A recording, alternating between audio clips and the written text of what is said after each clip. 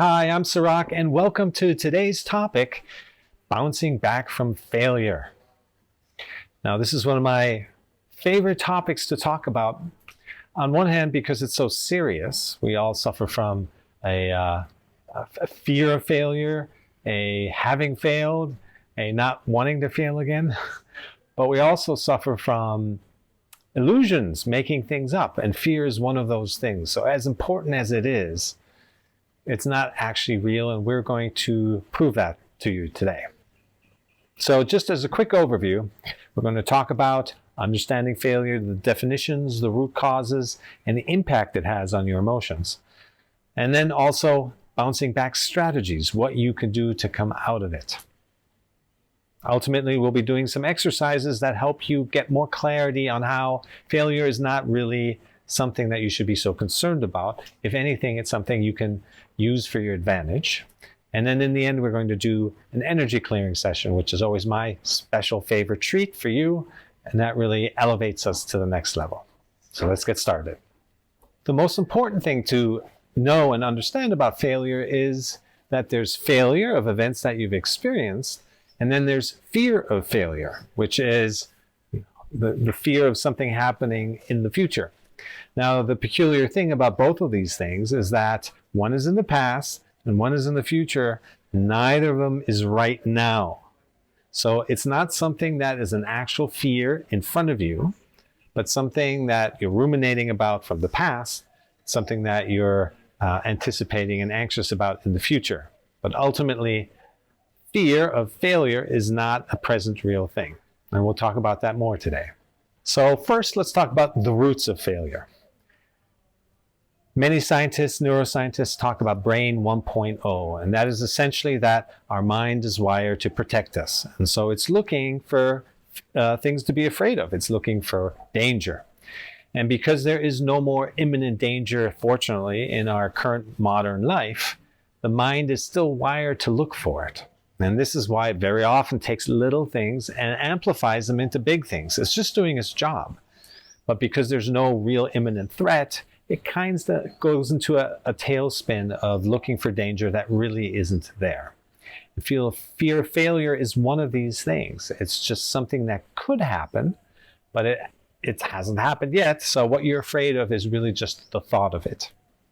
Next is the social conditioning. We're all raised to fear making a mistake. A mistake is the worst thing you can make.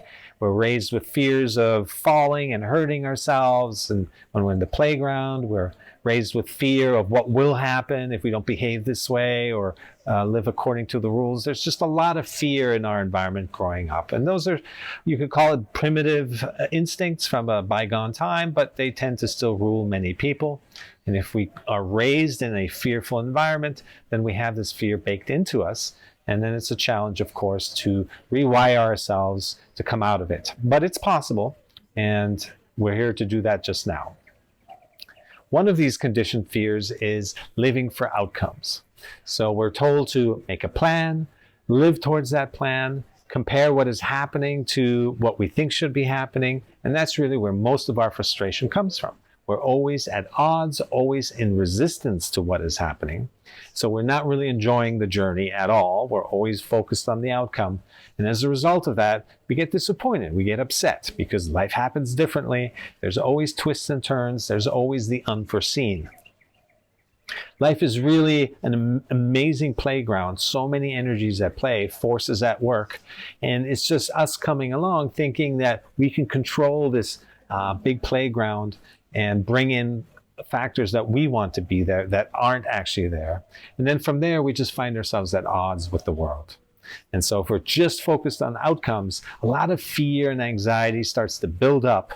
And along the way, we get more and more anxious. We get more and more afraid. This failure thing becomes a big monster. And then we're putting so much pressure on ourselves for that one moment to mean everything, to bring us everything we've ever desired. And if it falls short, which it usually does because our expectations are not aligned with reality, or they're not aligned with the flow of life, but rather they just exist in our head, then we get into the situation where we then interpret the situation as some kind of failure. And of course, that's not really what happened. We were just living from a different place on a different track while life was going the way it was going. So really our only choice here is to learn to come out of the controlling mind, out of the projections and expectations, and work with what's there moment by moment. It's okay to have an end goal, but not focusing on it so much, but rather on making the current, the present, the rewarding experience. And then when you do reach the goals, because sometimes you don't, sometimes you achieve something else because you're flexible along the way, you're not so focused on the outcome, you actually discover different things.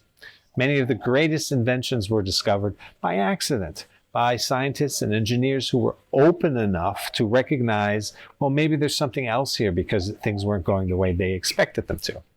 One of the other big fears is regrets from the past. This is where we amplify things that have already happened and we linger on them. We just play them through over and over in our heads. We try to imagine what we would do differently, what we should have done if it happens again. No two moments happen again the same way. That's not how life works. There's always a different energy to it, even if it's the same actors, the same players, the same circumstance. It's always different. There's always a twist. This is actually what makes us grow. We cannot anticipate and overplan perfectly so that when the situation arrives, that somehow we have everything we need to know in place. That's not how it works. It's being open and receiving and observant to what is happening. That's how we collect the constraints of the situation. And that's from there we can actually take action. And that action is 100% aligned with the situation. We're not bringing in the past at all. We're not projecting our stuff from the future. We're just responding to what is happening right now. And that's how we can take action that doesn't lead to disappointment, that doesn't lead to a sense of failure. It's just taking action to the reality of the moment and then being ready for the next moment when that comes along. This is what creates positive flow. It takes us out of our anxious energy, out of the smallness and the narrowness of trying to predict the future and always anticipating every outcome. This is what aligns us with feeling good now, feeling bliss right now, and that is ultimately what makes up the content and the quality of your life. If anyone ever asks you, how are you doing? It doesn't matter what you did for the last 20 years. You could have accomplished many great things, but how you're feeling right now, the last 12 hours, 24 hours, what thoughts did you give your attention to? How aligned do you feel with your life and with yourself? That is essentially the quality of what you respond from. So it's so important to not get attached to both the outcomes of the future as well as the regrets from the past. All of that just keeps us in our head and keeps us blind to what's happening right now. We're not able to observe the situation in front of us. And then we're not really connected. And people can tell them when you're not really connected, when you're not really present. They can sense there's just some element in you that isn't quite authentic, that isn't really here, that isn't really present. And that comes through in a way where they might lose interest. They may not listen as closely because it leads them to go to that place as well. So if you want to captivate people, you really have to be as present with yourself and where you are as you want them to be with you. Ultimately, your ability to deal with fear is your ability to observe your thoughts. If you just believe every single thought that comes along, meaning you attach yourself to it, you just accept it as true and identify with it, that's when you get into a fearful, anxious space.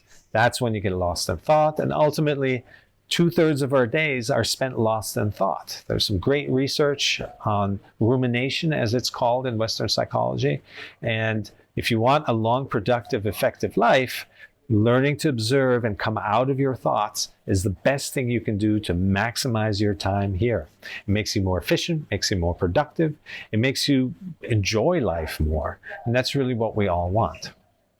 It's interesting to note the emotional impact of failure versus the one of fear of failure. Let's compare the two. When you look at the emotional impact of failure, you see that you're feeling disappointed, you're frustrated, you're upset. You keep dwelling and replaying a scenario in your head. you tend to take on this identification with I'm a failure, I have failed. And this is a statement of permanence. It's something that makes you diminished forever. And why take that on, right? Becoming aware of our language, the way that we use language, is crucial in staying out of the attachment to our thoughts. Also, you feel discouraged to try things again, right?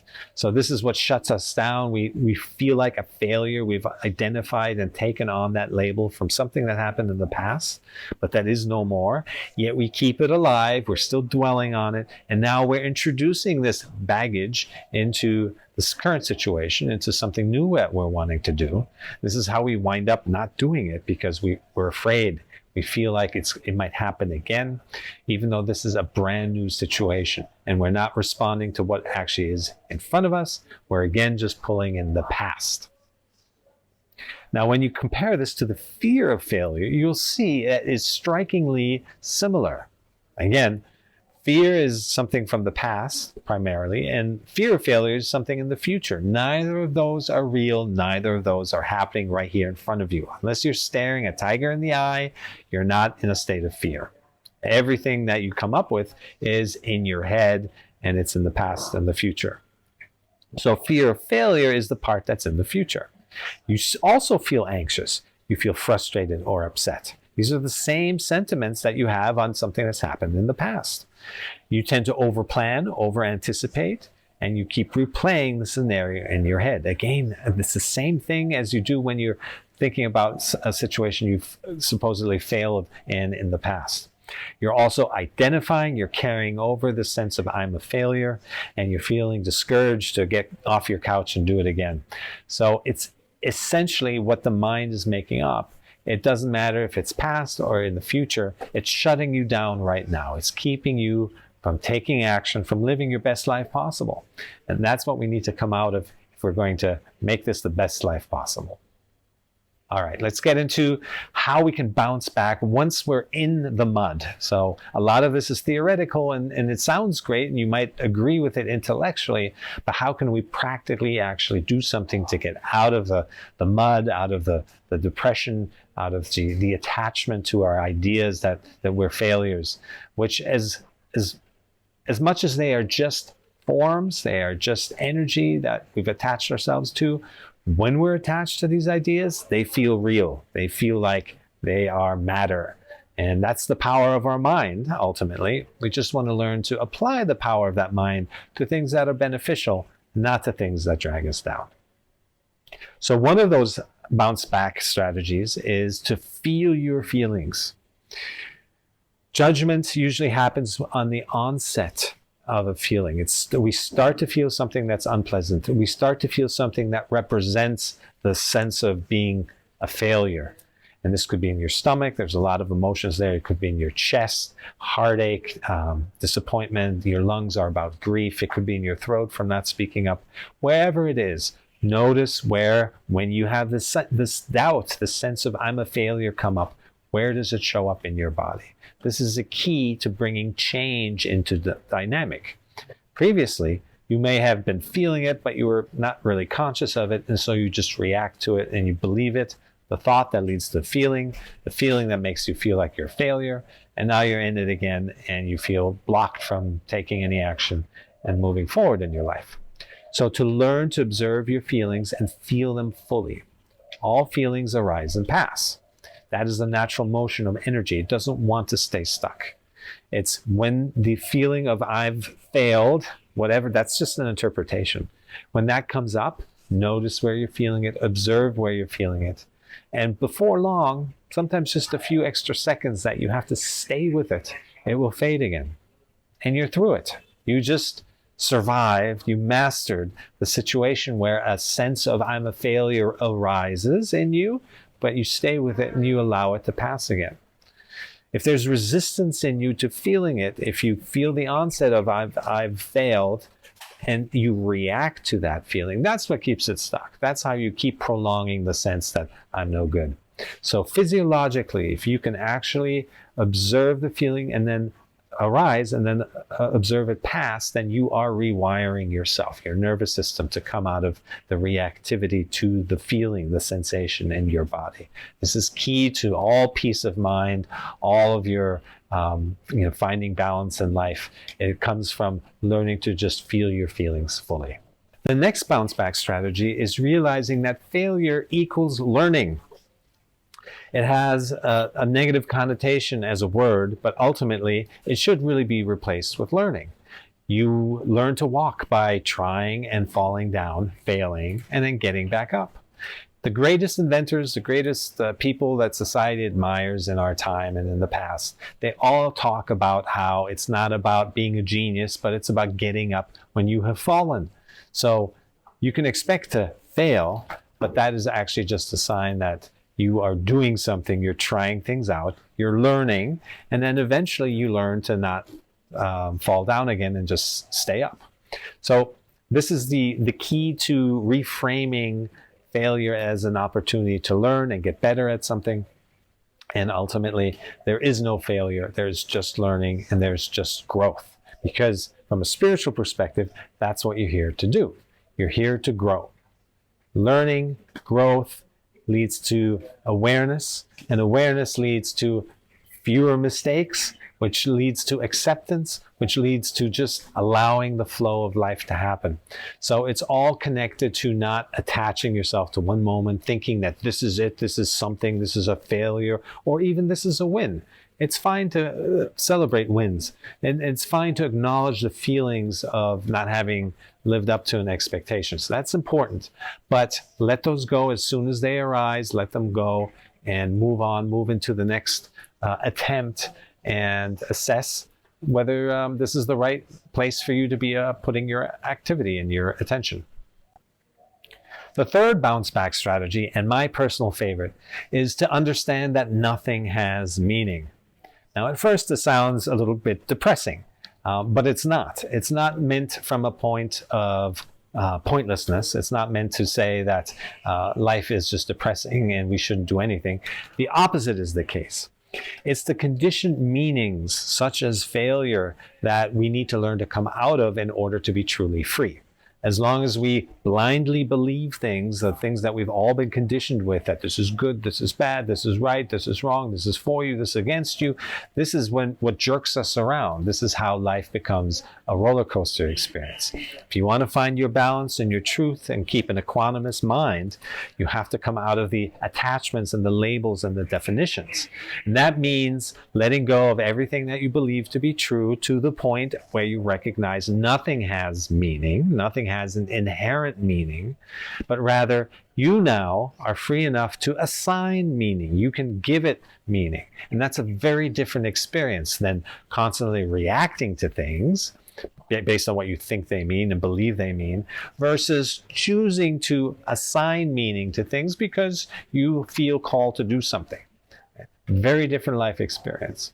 And that's ultimately where we're all working towards in order to become free and flowing and co-creators of this amazing life and this reality that we're in, and not so much slaves to our reactivity that lives mostly in the mind. Another aspect of this fear of failure is that it's something in the future, and we're really just predicting a future that we don't want. So thinking about it logically alone should dissuade us from doing more of that, because it doesn't make sense to predict something that you're afraid of. If anything, you should predict something that you feel good about, but even that is just a prediction. It creates expectations, and then future arrives and it's not the same, you get upset. It's the same old loop. You want to come out of assigning, you want to come out of trying to predict the future altogether. Show up, see what's there, take action based on what you have at the time you have it, and keep moving forward. Keeping moving forward is the most important aspect in all situations. When we linger, when we stay stuck, when we dwell on things, that's how they get complicated and confusing, and this is what takes life away. Right, now it's time for exercises. Number one, we're going to do some reflective writing about something that happened in the past, something that you think was a failure. And we're going to focus on how that made us feel. Just describe it. You don't need to analyze it. Just spend a minute or two describing it, and then I'll walk you through some additional questions. All right, good work. Now I want you to think about, what have you learned from this situation? How has this experience made you a better person? All too often, and I think every one of us has already had an experience where we can think of a past event which we thought was a disaster at the time, it was a failure, it was something bad, and then later on it turned out to be a blessing. So think about something that happened in the past. So think about what you just wrote and how it has affected you in a positive way, how it's made you grow, and how you've now become a better person because of it. Spend a few minutes journaling about that. Okay, time for exercise number 2. This one is about fear of failure, which is something in the future. So I want you to think about something that you're afraid of in the future and journal about that. See how it makes you feel. But as you're writing, this is key, notice your thoughts about it. As long as you're noticing, you're not identified with the thoughts, but you're actually observing them, witnessing them from your consciousness, from your awareness. So notice the thoughts that are rising in you as you write about this future situation that you're so afraid of. All right, good work. So now answer the following 4 questions. Sometimes the thoughts are so thin, they don't actually hold a lot of water, that if you just ask a few pointed questions, it evaporates, it pops. Suddenly you know this isn't really real. All this anxiety I've been feeling about something, if you just question the question, it can evaporate very quickly. So take a look at the 4 questions on your screen and answer them accordingly. All right, good work. On to exercise number 3. This is a thought awareness meditation. You already started doing a little bit of it in our last exercise when you were noticing your thoughts. Noticing your thoughts, again, means you're not identified with them, but you're rather living from your awareness, which is your true self. You're not your thoughts, you're not your feelings, you're not your name, title, you're not the owner of your house. You are the awareness of all those things. So this short meditation will teach you again how to become more and more aware of your thoughts so that you believe less and less of what they bring along. In this case, you're a failure. You don't need to believe it. It's just a thought. But it takes practice to come out of attaching yourself to it, especially when you're used to attaching yourself and you've done so many times in the past. Rewiring that reactivity to that thought, that relationship to your thinking is going to take a little practice. But everyone can come out of it, so let's do it right now. Finding a comfortable position.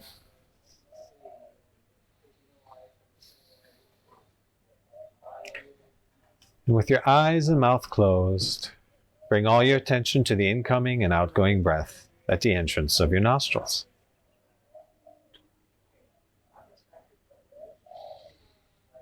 If you have trouble locating your breath, you can breathe slightly harder once or twice.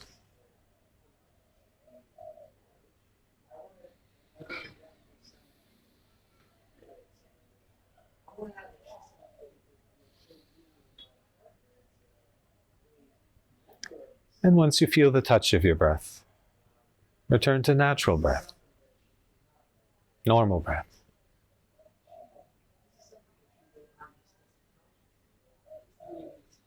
Let the details of your breath pull you in closer. Closer into the present moment.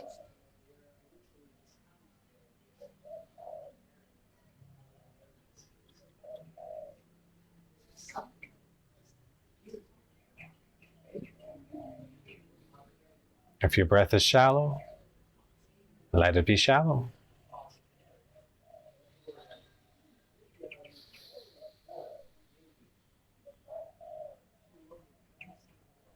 If your breath is deep, let it be deep.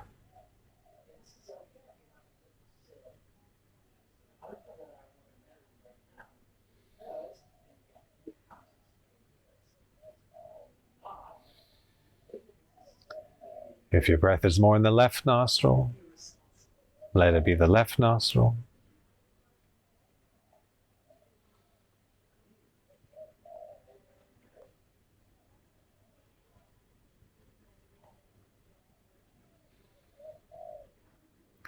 If it's more in the right nostril, let it be the right nostril.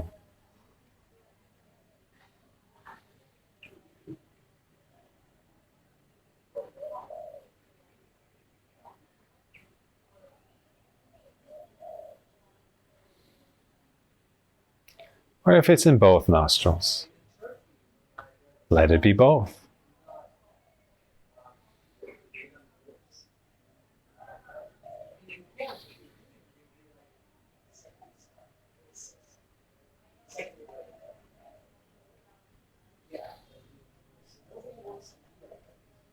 Notice the temperature of the incoming breath.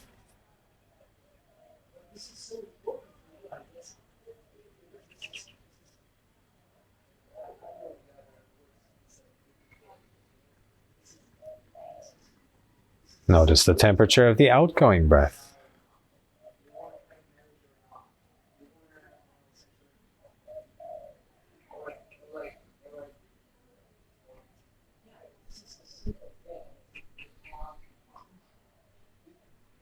And notice if there's a difference.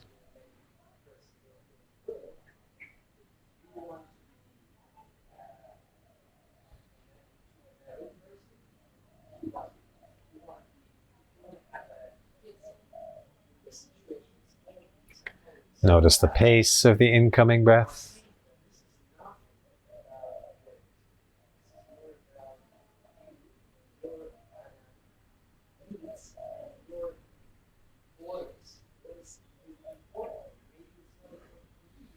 Notice the pace of the outgoing breath.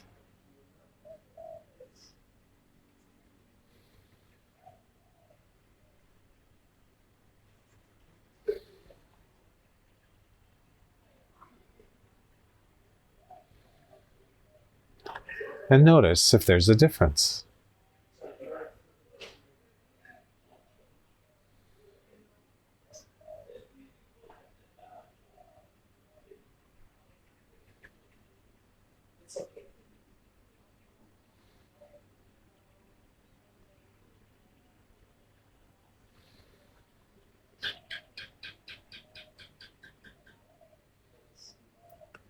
Notice the length of the incoming breath.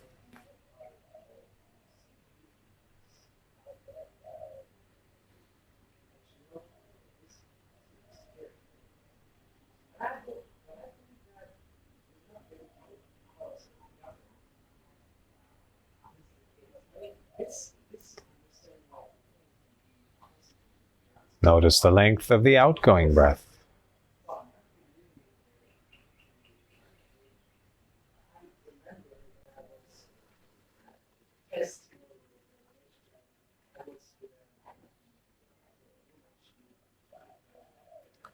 And notice if there's a difference.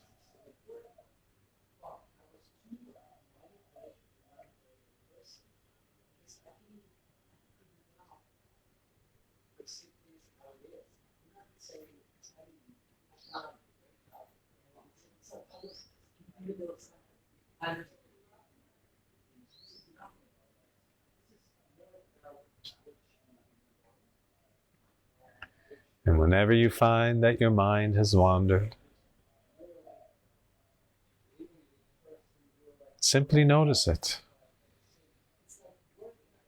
Without frustration, without dismay, but with full acceptance. Bring your attention back to the incoming and outgoing breath at the entrance of your nostrils.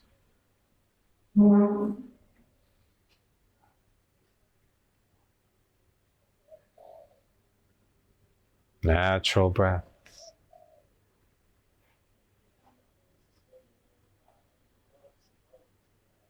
Normal breath.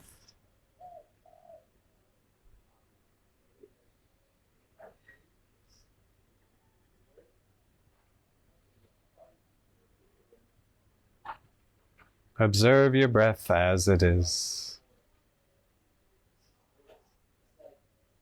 without needing it to be different.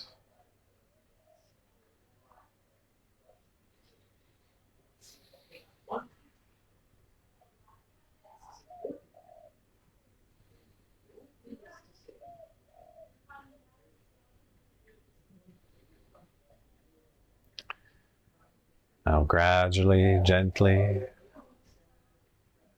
blink open your eyes.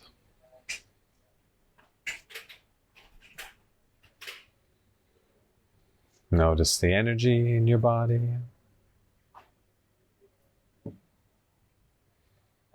Notice your peace and your presence.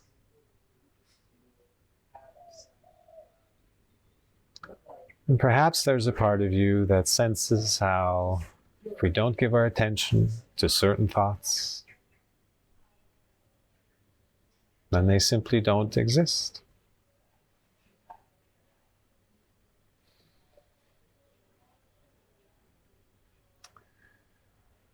And even if some thoughts do come along, learning to notice them,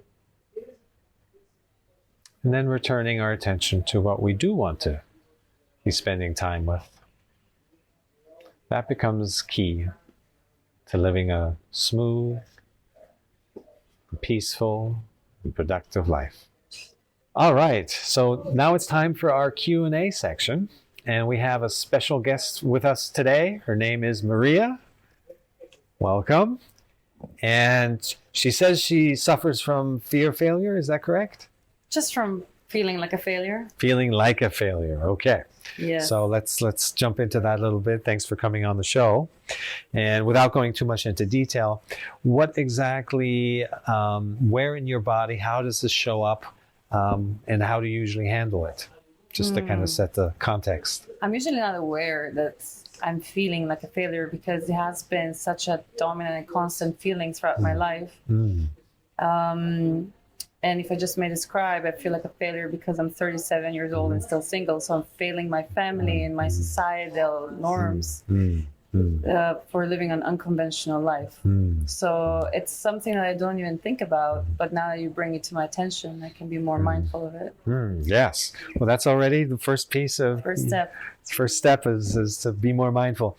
And that's really, we talked about it before, is so much of it is just our conditioning, it's our environment. And we feel like that's us. And then, there's so many pressures or expectations coming at us from all different directions. And we should be forgiven to feel like suddenly we have to take on all these other people's projections. They're not really our own. It's not really our own issue, but it feels like it's our own issue because it feels like it's us. And for many people, it goes back into their childhood. And so you don't really know yourself in any other way. But having a conversation like this and even just being more aware of like, where do you feel it in your body, for example? And even the ability to just express the way you described it, it already shows you kind of what you're dealing with, what needs to be, put some attention towards and energy towards. And there's lots of different healing modalities. How have you, if I may ask, currently in the past, when you felt this come up, this fear of I'm a failure, not living up to other people's expectations, how have you dealt with that? Just suppress it. Just push it down. Push it down, and it's important to have these conversations because now I'm aware of how I react, how this feeling creates consequences, and if I'm not aware, I create consequences without knowing that I'm creating consequences from this feeling of failure. Yes. The root cause is I want to be loved. Yeah. I wanted to be loved by my parents, and I felt like a failure because I couldn't actually meet their expectations in a way. So it's very good to be aware and not to bottle it down and then react and create responses that are in alignment with what I actually truly want. Yeah. Another thing that you said during the conversation, the talk was really, really interesting, that don't focus anymore on the failure, but focus on what you actually want to create. And if you're not aware in the first place, then that you are focusing from that space, then how can you create something better? Yes, exactly. And this is how we wind up repeating things. So that's amazing. Just all these insights already. And it's exactly true. Is if you can observe that feeling when it comes up, and you're even aware that family or somebody else is projecting something onto you, and it's making you feel a certain way. That's already such a big change and shift in the dynamic between you and this kind of this relationship that you have with that particular feeling. It can only grow, become more light, more aware, more release from there. Unfortunately, it doesn't happen overnight, although it could. Even that may be a limiting belief. Maybe it can just happen like that once you see the parts, the moving parts. And like you said, the big piece is no longer blindly continuing to recreate the same circumstance, the same situation. It makes you feel the same way, but actually noticing, like, that's a thought that somebody's putting on me, and I refuse to identify with that any longer. I don't want to take that on, and let it go into the ether, and that's really a beautiful place. You're smiling already, so that's great. Anything else that stood out in your talk? Yeah. I love the exercises. I love just your presence. I feel like with you, it's very easy to process things very quickly. And I always think in my head, I'm a very good meditator, but then I sit with you for 2 minutes and I'm like, oh, okay, this is how I'm supposed to feel. So I feel like slowing down and just having these conversations, having people ask or discuss these topics, because they're not easy topics. I don't think a lot of people would be open to openly discuss their failures. So I did show up because I'm open to go deeper and to evolve. Yeah. And to go beyond my limitations that I currently put on myself. Yeah. Yeah.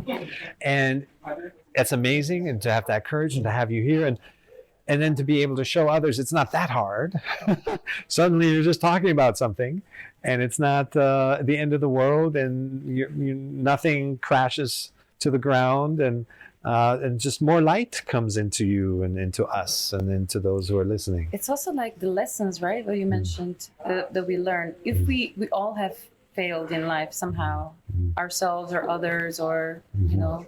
So if we just acknowledge that and see that everyone has had a failure, then we can actually acknowledge that in ourselves, accept that, integrate that, and actually learn from it. Yes. I had, fortunately or unfortunately, I had my experience in Silicon Valley startup culture, which I was very passionate about, creating companies from the ground up, early type of venture type of person. And the motto there is fail fast, fail often, fail forward. They've understood that failure means learning, what we talked about before. Failure means insight. It means expansion. It means more awareness. So a lot of it is just that stigma of what we commonly think failure is. That's why I suggest just throw that out, replace it with learning, replace it with exploring, replace it with just having fun. It's like we can just, as we're playing, right? It's being playful. And, when we were as 2-year-olds, we were playing, and we would build a sandcastle and it would fall apart. And, hopefully nobody said that was a failure. They just let us play.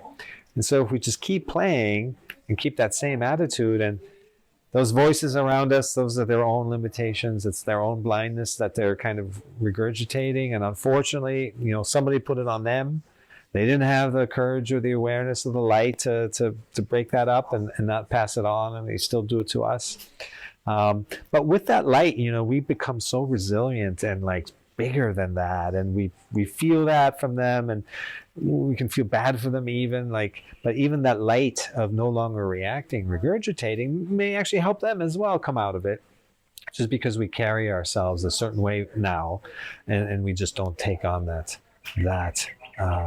darker energy, that lower frequency. So focus should be on ourselves. We can't expect others to change, but as we come out of the darkness, if you will, and into kind of our beaming light of awareness that we really are, then all of this stuff starts to just become a much smaller, and we can be of service to others, and we can inspire others, but it's because we went through it. We had these failures, and we let them pull us down, and then we found a way. We did the work to come out of it, and now we can talk about it openly, and we have people who show up to watch this who are also making a choice to watch this and expose themselves to information.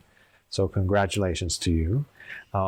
Instead of maybe doing the same old thing and distracting themselves like they used to. So this is all great what we're doing here. And thank you for your kind words as well. I want to ask you. Yes. What has been your biggest failure? Oh, thank you. Learn from it. Oh, that's awesome. I knew you were going to ask that too. It's just like before you spoke it, the spark came over. Because I don't think of anything as failure. So what is my big learning experience? I mean, I've had, so many. Probably one that comes to mind quickly is that I do workshops on imposter syndrome.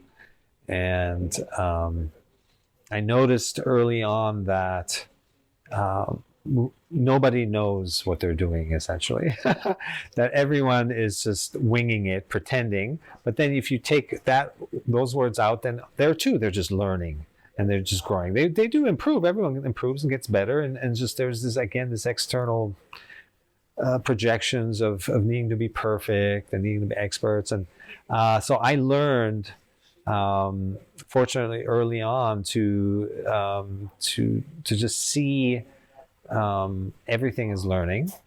So my big learning was to recognize that everything is learning, and that took a lot of pressure off of me from perfectionism, which I am prone to as well, and just to flow with things and just roll with life. I mean, endless learning is the mindset we should be in. When I went into public speaking, another one that comes to mind, and this is how sometimes facts and figures can actually help as well. I was naturally more introverted. I liked my private time. I liked my anonymity. I didn't want to, be in front of people so much or talk on camera. And then I took some public speaking classes and learned that 93% of what you say, it goes in one ear and comes out the other. Like the people only really retain 7% of what you say, and that took a lot of pressure off of me. It's like I can be myself. I can just be myself, who I am. Most of it doesn't even stick, and so sometimes a little hacks, little mind tricks like that help. But just to really explore that you can't know what something is until you play with it, you try it out, you lean into it, and to give yourself permission to do that. So once I started doing that, everything just became more real. I could feel when something resonated and when it didn't, and that kept me on track more and off track less. So not being afraid, taking things in small steps. We usually, when we're afraid of something, is because we get too big about it in our heads. And then of course we can talk ourselves out of it. We get all afraid, it becomes overwhelming and quickly. So just to break it down and say, I'm going to try this little part. I'm going to take a little step over here and then see what happens. And not to project this whole big overwhelming picture right away. So that also prevents kind of this fear coming up in a big way. And so there's many little things like that. And the most important thing is surround yourself with people who are not the ones who are projecting all this fear onto you. That's the most important thing. Eventually, having a high vibe environment or similar, same, equal or elevating, so that you just take that on automatically. Because if you're around those naysayers, it's just a constant battle. But if the people around you nurture you, then you take on that energy and you incorporate that. That's probably the best way of learning and growing, is to be selective with your environment. So I hope that was you know, I wanted some concrete examples. I knew you wanted some concrete. It's also like when you're speaking, I'm feeling like the emotions that are connected to this are fear and shame. Mostly for me, shame is a very big part. For example, now that you're speaking, you inspired me to think more and realizing that I do have a fear of failure. For example, I don't put myself out there on social media on different things because what if I will be wrong? What if I will give a wrong advice? What if something that I'm working on will not succeed? My project, my business. I will be a failure then. And it comes with shame and also comes fear of judgment. Yes. And very often and I've experienced all of that, very often that fear of judgment is your own judgment, judging yourself, your inner critic. That's probably one of the hardest things to mitigate that voice.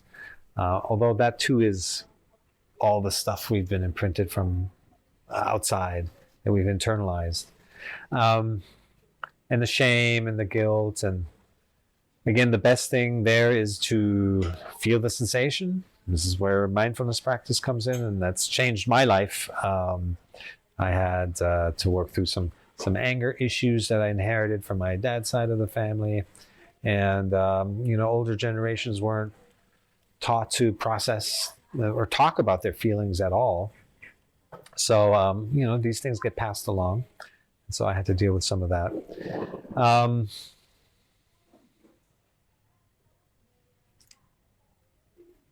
Did you feel like you failed when you had your car accident? No. I don't want this, maybe, I don't know if I ever felt like failure. Really? Yeah. So. What do you mean? Before you learned that everything is a lesson, you didn't have any non-lesson? They were much smaller, but nothing that ever stopped me. So what inspires you to talk about failure if you've never experienced it? Because I can understand the experience of it. I don't let it stop me. So I have fearful thoughts all day long. I just don't believe them. I'm just driving down the street, getting on your scooter. There's thoughts. Every time I get on a plane, I think about, and probably everybody thinks about what happens if it goes down, right? That's a fearful thought. That's the thought of failure. It's just like, okay, there's the thought, and then it's gone again. And if it comes back, there it is again. It's gone again. You just don't give it your attention. And so I've gotten really good at that, and I've been good at that for a long time. I have the fearful thoughts, but I don't let them consume me. It's interesting also what you said earlier. It's about giving meaning, right? We give meaning to certain things, and failure is basically us giving a meaning to a specific emotion and specific circumstance. Yes. So it's stopping the thoughts and also not giving that meaning to that particular thing. Yes. That reminds me of a great story. I was going to bring it up before, and I missed it. So now this is the time. And that is the parable of the farmer. I don't know if I've shared this, but it's this idea that something is good or bad or right or wrong, and that we can draw conclusions from it. So the Zen parable goes like this. It's a farmer loses his horse, runs off. And the neighbors come and say, "Oh, poor you, this is terrible." And the farmer says, "Maybe." And then the next day, the horse comes back with his horse friends, and now he's got a whole stable. And the neighbors come running and say, "Hey, you're the luckiest man on earth." And the farmer says, "Maybe." And then his son rides one of the horses and falls off and breaks his leg. The neighbors come running. "Poor you, your poor son." The farmer says, "Maybe." Next day, the military comes and wants to conscribe people into the army, and they can't use the son because he broke his leg.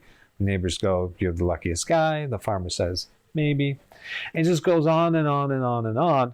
And it starts to break up this idea that anything is good or bad, that you can know that something is good or that something is bad, when yesterday's disaster could be tomorrow's blessing, or yesterday's good thing could be tomorrow's, impacts you negatively. So we just can't know. And to assign meaning to stuff constantly, it's just, it's for nothing. It just drives us nuts. And so thank you for bringing that up. And we're hardwired to assign meaning, to judge things, to label things, and to define things. And to come out of that wiring is takes a little practice, but it's not needed. It's that meaninglessness, right? That we talked about earlier is, in and of itself, nothing has meaning. That's not a bad thing. That just points to the fact that we're the ones applying meaning. So if we're the ones applying meaning, if it's negative, we have control over that. We don't have to do that. We can not apply any meaning at all, or positive meaning. So that's where we enter that realm of awareness that we are the masters of our experience. In fact, nobody experiences your reality the way you do. Like, you're living your reality, and I'm living my reality. You're living your reality. We're all living our reality through our lenses, through our filters. And to come out of the letting go of the filters, so that you can just kind of see what's there, which is very simple. Nothing's good or bad, really. It's just kind of happening. And then you can choose what to engage in. Then you're free. Then you're ready to make things happen. And you've become such, because to get to that place, you've become such a force of, you're conscious of your frequency, you're conscious of your thoughts, you're aware of your feelings, you're just this awareness, this ball of awareness. And you bring that into each situation, and nothing's really that overwhelming anymore. And because nothing's that important. You don't have to give anything so much importance that it overwhelms you. So Thank you. Thank you for that. So next time when we think we're a failure, or we have failed, or we have a fear of failure, we just reframe that as it's a lesson. There's the mental part of that. Yeah, you can just reframe it. What's the lesson in this? What is this telling me about myself? Because it's that your reality you're experiencing. It's literally your world that you're taking in, and that you have control over, that you can change, that you can come out of those interpretations. So one is to just reframe it as learning. Well, here, learned another thing. It's another lesson. And this whole resistance of why did it happen? Why did it happen to me? This whole story, this narrative doesn't help. Just see the lesson. That's the part of it that is worthwhile, that's valuable, extremely valuable. It's not just a lesson about the situation. It's a lesson about yourself, who you are. You're getting to know yourself better. And so this self-awareness that you're growing then you can apply that to many other different things, not just that situation, should it happen similarly again. You just become more you recognize your depth as a being. So there's that part. And then the physical practice of noticing where you feel that sensation of I'm a failure.